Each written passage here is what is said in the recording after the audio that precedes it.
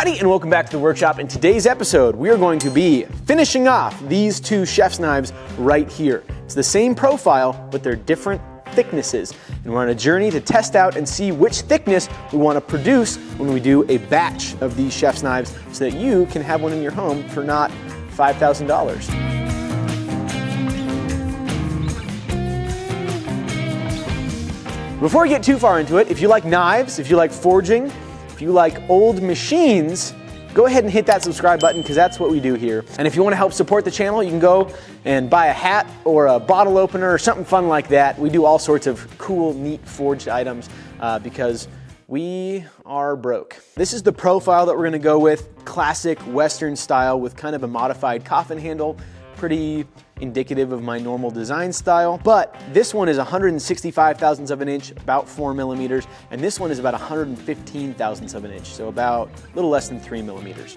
Now, because producing a big batch of knives is really expensive, I want to make 100% sure that I'm comfortable with the thickness that we're going to pursue for the production stuff. If you haven't seen the last episode, it's where I got these cut and then did the different grinds. I explain in detail how I like to grind chef's knives, or a really high performance grind. Now, the grind of a chef's knife is really critically important. It makes a huge difference. Even really minute changes change the feel of the cut, change the way that food falls off the blade, all of that. I have some really good examples of that. I've tested out some truly terrible knives in the past on the channel. Those are pretty fun videos if you want to check those out. For now, it's time to move on to throwing a couple of handles on these guys. I'm going to be using this rich light material for the handles. This is the same stuff that we just did those tenderfoot handles out of, that batch of everyday carry / skinning knives that we did. It's basically a paper micarta type material, but I think it's paper pulp rather than layers of paper. Really nice to work with. It looks really good. It holds up well. We're gonna be using blue material for the thinner knife and red material for the thicker knife. So with that, let's get our handle shape traced out on this, and then we'll get cut on the band saw. Now, I want the top of the handle to be about right here. That way it's kind of out of the way of the finger choil so that when you hold it in a pinch grip, you don't have anything hitting your middle finger, but your thumb can kind of still rest on there and pull it into the blade.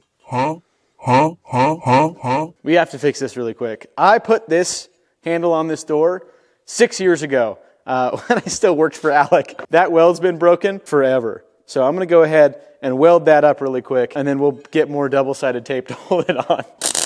Now let's get this old tape off there. What do you want to bet a scraper does a really good job at getting that off there?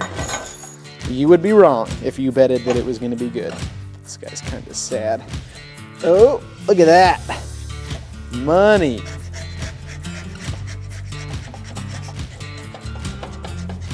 So this should be good for about another 6 years. They should really make it so that you can pull this tape off. Voila. Ready? Moment of truth. Bam.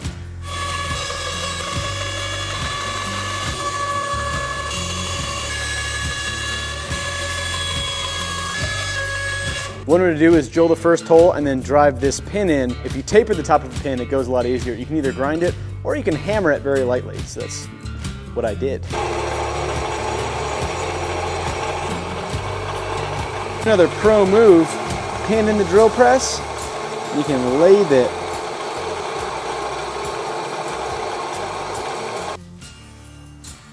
Bam. Now what we're going to do is pin through there, nice tight fit. And rather than wasting our time with a stupid clamp, we can use vice grips. Now I've got it so that my hand is not holding the edge, and if this thing does spin, it's gonna hit the column of the drill press rather than cutting my hand into stew meat. Boil them, mash them, stick them in a stew.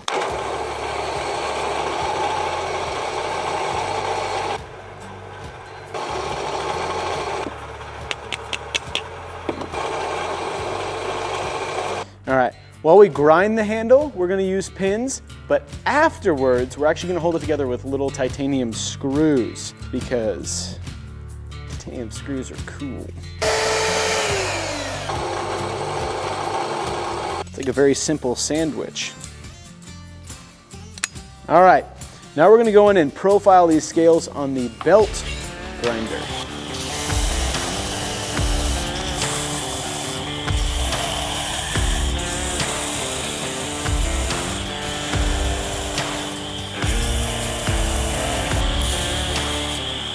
Now I'm going to trace onto the top of the scales where I think I'd like them to be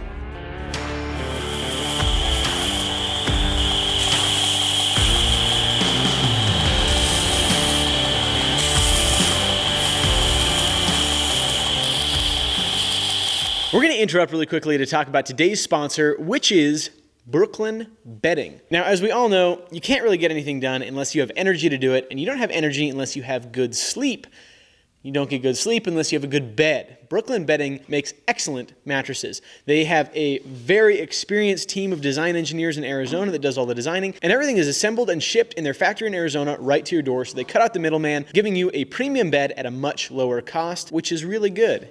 Direct-to-consumer is a great way of doing business. Now, they sent me a Sedona Elite King a while back, and it is fantastic. It showed up, easy to manage, well, as easy to manage as a bed can be. Very conveniently packaged so that two people can very easily get it moved into place. Now, I personally like to sleep cold. If I'm too warm, I just can't fall asleep. And Brooklyn Bedding is now using their Glacio Tex cooling technology on their Cloud Pillow top upgrade. Super duper cool. Hey, the Cool Tech fibers remove the excess heat from your sleep surface to prevent you from sleeping too hot, which is great. They're also totally fiberglass free, also very, very good. Now I know what you're thinking. Will, how am I gonna know if I like this bed without being able to lay down on it like I would in a conventional mattress store? Well, don't you worry, they have a 120-night sleep trial. And along with that, they also have a limited lifetime warranty. So if something happens, you're covered. I love my Brooklyn Bedding mattress, and I think you would too. So if you're looking to buy a new mattress, you can go to brooklynbedding.com, or you can click the link below to get 30% off your new mattress with code WillStelter. So thank you so much to Brooklyn Bedding for sponsoring today's episode. With that, let's jump back on in.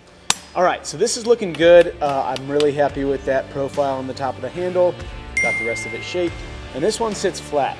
The thin one will not sit flat because we had the mag chuck on the surface grinder when we buzzed this one down fail, and the tail end of this thing started to kick up. And so what I'm gonna do on this guy is actually taper the tang. Now, because it's sitting like that, you can see how nasty it looks down there. That's no good. So we're gonna drill our holes first, taper the tang, and then get them profiled to it. And then after we get it profiled, we'll start shaping the scales. We need to shape the scales before we do the counter bore for the screw heads, because we need to know how deep down to go.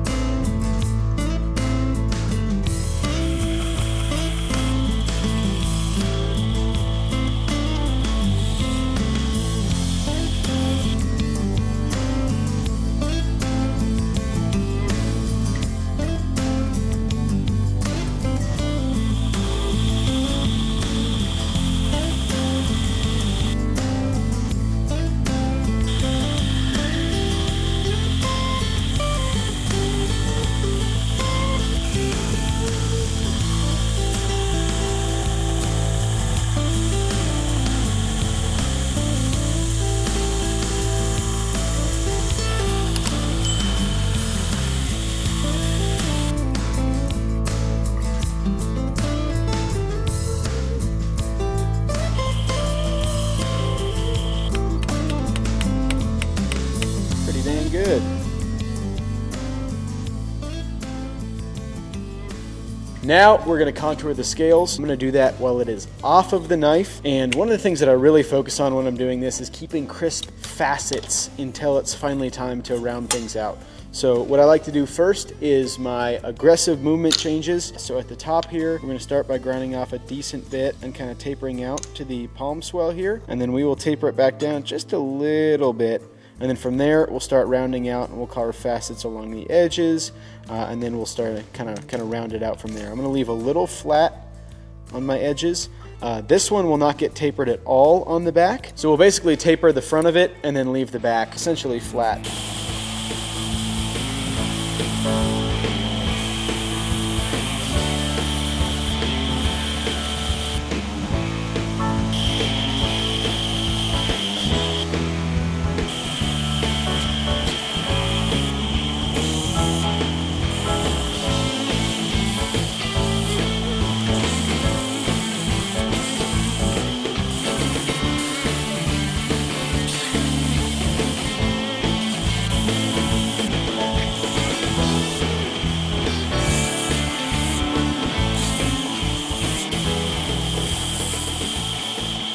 This is looking really good.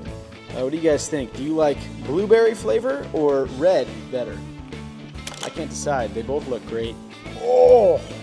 All right, I'm gonna head in and grind this down flush real quick, and then we'll get on to going up the grits a little bit. We're also about at the point where we can do our countersinks for these scales. This countersink has a diameter that is like the support area on the end. That's the same as the threading of the screws, not an 1/8 inch. We're gonna figure out what the head diameter is and then use a drill bit like a dirty heathen.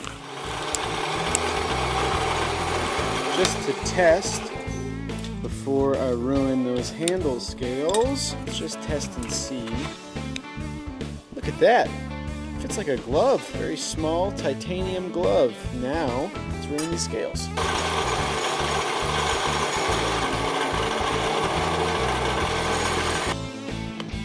Does not fit through the screw hole on the knife. Oh, not easily anyway. So the only course of action, because I already countersunk it, it means that we're going to need to countersink these more so that this does go through. That's how deep we have to go with it, which is a lot better, slightly not ideal.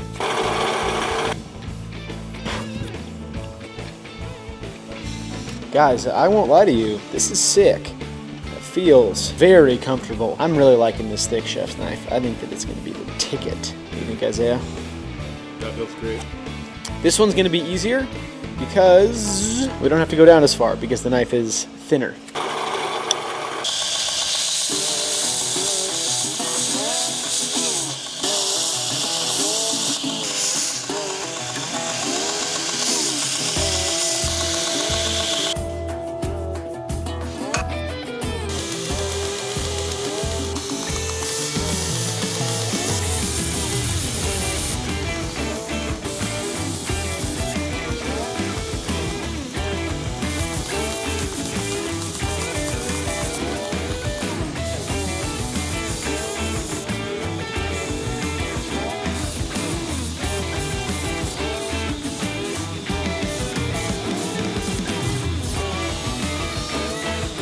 Now that the handles are feeling comfortable, they're rounded out, they're at 400 grit. I am gonna do a little bit of hand sanding because that belt was burning the rich light. This stuff burns really easy. We're going to chamfer the top of the scale. So we're gonna bring that down to almost touching so that there's not a sharp edge there for your thumb to touch. We're gonna be rounding out the choil of the knife. That's this little half round there, and then the heel as well, and also the spine, so that when you hold it, everything that your hand touches is rounded off or softened so it's really comfortable. If someone's spending a lot of time with that knife in their hand, if there's any hot spots, either they're gonna get blisters or it's not gonna feel good. So, we're gonna get these chamfered, get them rounded, and then we're gonna refinish the blades, and then they'll be ready for some Cerakoting.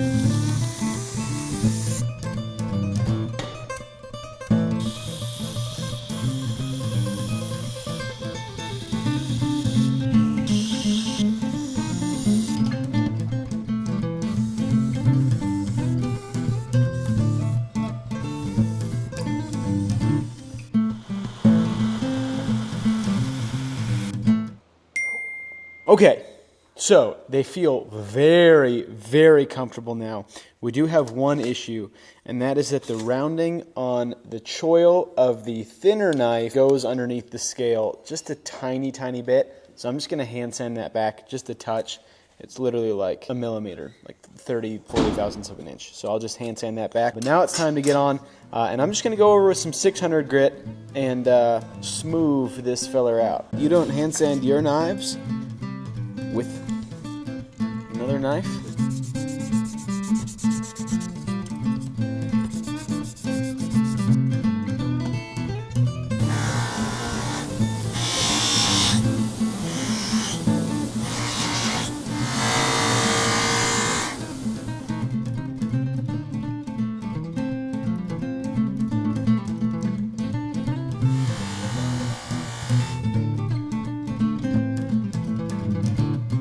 Okay, so we got these guys back from Cerakote, assembled, sharpened, and ready for a little bit of testing. We're gonna start off with tomatoes just to make sure that the edges on both of these are comparable. Tomato skin is a really good way to test that. I took them up to 1,000 grit on the stones and then dropped them. So not necessarily the highest polished edge. The reason why a high polish edge can be better is because if you think about it on a microscopic level, bigger grit is bigger peaks, and so smaller grit is smaller peaks, which means there's more teeth. But if it's a super duper high polish, it can actually have a little bit of trouble cutting into things like tomato skin. It can be such small teeth that it just kind of glides over the surface. I like 1,000 grit edge. It doesn't last quite as long as a 3,000 or 8,000 grit, but all that aside, let's cut some tomatoes. It'll be interesting to see if the thinner knife has the weight behind it to just kind of fall through a tomato. So what I'm gonna do is hold it in a pinch and just kind of run it over the top. And if it has the weight behind it to cut through the tomato, we broke the skin, but not a whole lot of weight there. That being said, it feels really good in the cut. Now let's see this guy. I think that this is gonna have the weight behind it to, nope. Oh, I went right on the, okay, I'm gonna try it not on the stem. Okay, so it made it quite a bit farther. So this didn't have the weight behind it to fall through the tomato. That's okay, I'm a failure. Let's go back to the thin knife. Whoa. That feels incredible. It's definitely like very lively feeling in the hand. Let's see if we can go with a really thin slice. Yeah, definitely capable of very, very thin slices. That's good. Right away, this feels way better to me. I really like the way that cuts. That is awesome. They definitely both have good edges on them. I feel like controlling it for these thin slices is actually a little bit easier too. I mean, look at that. You can see through that. Okay, yeah, that feels just fantastic. Let's go ahead and dice one of these guys up. Okay, and then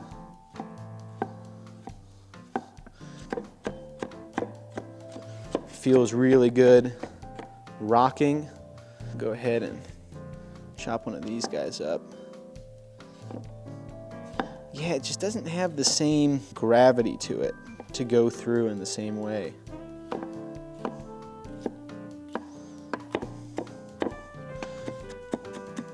Right off the bat on the tomato cut, I think that the heavy chef's knife definitely takes the cake. It feels way better to me. That's the one test that I kind of thought that the thinner chef's knife was gonna do better. So, yeah, let's move on to some carrots. All right, what I'm gonna do is cut off ends and then julienne them.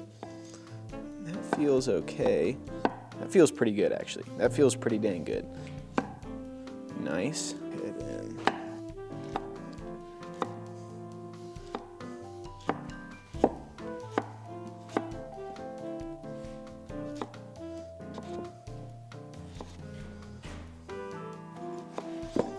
Okay, feels okay, not bad. Nice julienne. Oh, whack, it's turning it blue, or green. Whoa. Okay, maybe we shouldn't Cerakote. Okay, that feels really good. And it just falls off too. Oh yeah. Yeah, interesting.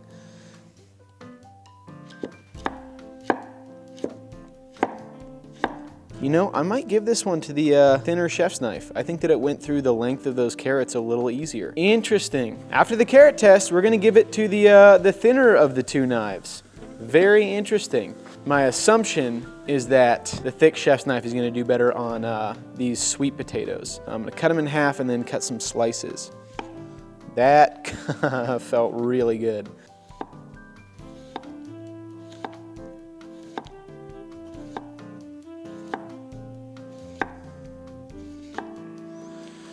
Okay, I see you, light chef's knife, doing some work. Now let's try the thicker guy. I might give this to the thinner chef's knife too. Ooh. That's very interesting. Let's do a little more. I want to go side to side cuts with them. That felt good.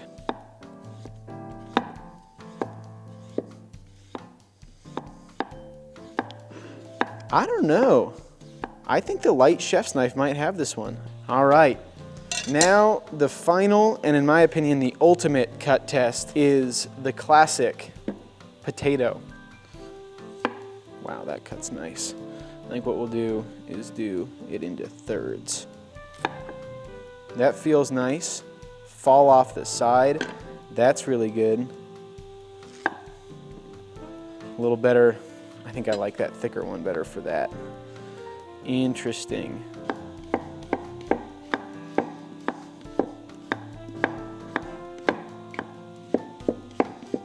Yeah, I think this is better.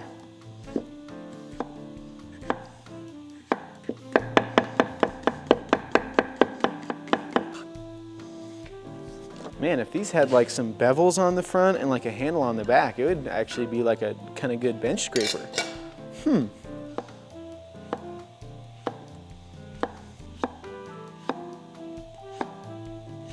That one, they were pretty similar, but I think the light one was a little better. And now for a little trick that I learned from my friend Coulter Living Good. Voila! Those felt pretty similar, but I think that I might like the thinner one a little better. What the heck? That's a surprise. That is a total surprise.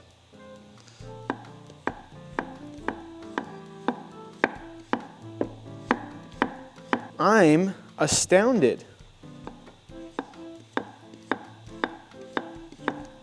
What we've learned is that the thin chef's knife cuts better than the thicker chef's knife. So I think that probably where we'll end this is that ultimately for the production chef's knife in this shape, we'll probably shoot for somewhere in the middle because overall I like the weight of a thicker chef's knife, but the thinner chef's knife, because there's, I guess, just less behind it, it's going through stuff easier. I was fully expecting to vastly prefer the thicker chef's knife by like a long shot, and it did way better on the tomatoes, but on everything else, I think that thinner chef's knife did better.